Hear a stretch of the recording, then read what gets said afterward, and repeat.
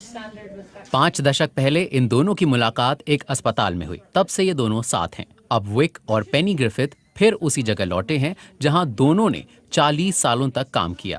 वो जगह जहां कोरोना वैक्सीन बेहतर दिनों की उम्मीद जगा रही है। हम भले ही बूढ़े हो चले हैं, लेकिन जिंदगी के प्रति हमारा उत्साह कम नहीं हुआ है।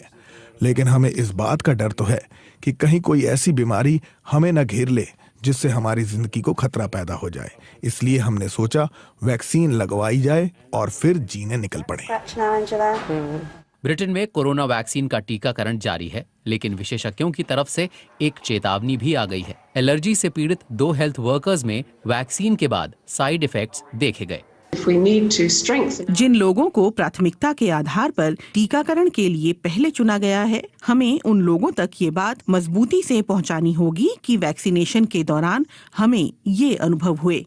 हालांकि इलाज के बाद अब उन दोनों हेल्थ वर्कर्स की हालत पहले से काफी बेहतर है। गंभीर एलर्जी का सामना कर रहे लोगों से कहा गया है कि वो ये वैक्सीन ना लें। विशेषज्ञों ने कहा है कि टीकाकरण कार्यक्रम की शुरुआत के बाद और क्लिनिकल ट्रायल के दौरान जिन जिन लोगों ने वैक्सीन ली, उनमें गंभीर साइड इफेक्ट्स बहुत ही कम देखे गए। उत्तरी आयरलैंड के इस केयर होम में यहाँ रहने वाले लोगों और यहाँ के स्टाफ को वैक्सीन दी जा रही है। इस साल के आखिर तक ब्रिटेन में फाइजर बायोनटेक वैक्सीन की 20 लाख खुराक पहुंचने का अनुमान है। लेकिन सरकार के सबसे वरिष्ठ विज्ञान सलाहकार की तरफ से एक चेतावनी भी आई, अब भी कोताही कतई ना बरती जाए।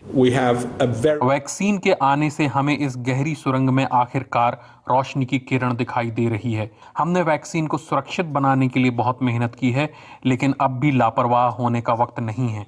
हमने जरा सी भी कोताही बरती तो संक्रमण फिर तेजी से फैलेगा। अब वैक्सीन दूर दराज के उन लोगों तक पहुंचाई जा रही है जिन्हें कोरोना संक्रमण का बहुत ज्यादा खतरा है। बुधवार को वैक्सीन उत्तरी स्कॉटलैंड के ऑकर्नी में पहुंचाई गई। ब्रिटेन में बड़े पैमाने पर टीकाकरण की शुरुआत हो चुकी है, लेकिन इस रास्ते में कई मुश्किलों का सामना करने के लिए तैयार रहना होगा।